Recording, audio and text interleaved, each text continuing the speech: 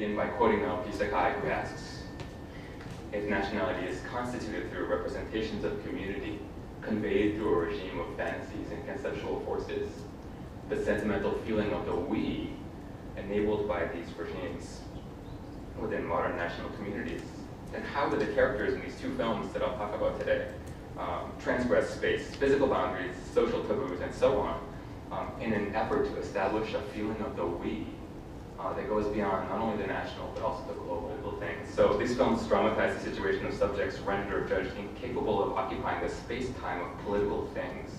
And both films challenge the prohibition against considering certain categories of people as political beings and allowing them voice. So these two films may not appear at first to give us a chance to seriously consider anything. They present themselves as slightly offbeat romantic comedies, and they're easily interpretable as lighthearted forays into the oddities of contemporary urban life through the perspectives of characters who are either figuratively or literally cast away from society. And you can see it from the very beginning of nothing appears normal here. They're in a padded cell, yet there's romance.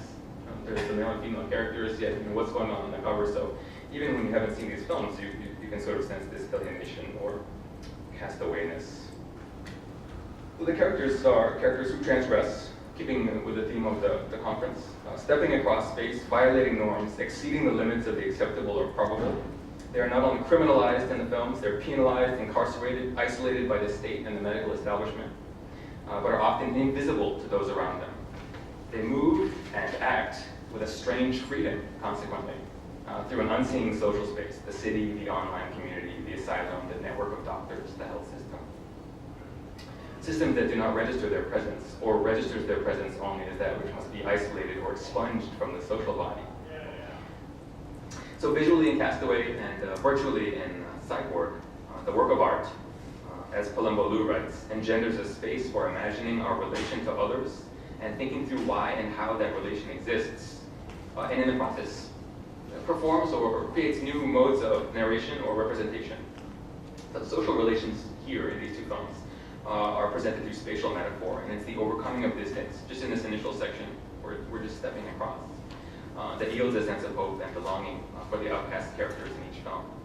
So this is really the beginning of the paper, showing how space is crossed and transgressed, and how these initial transgressions lead to others. Transgression is the violation of both social convention and also genre expectations.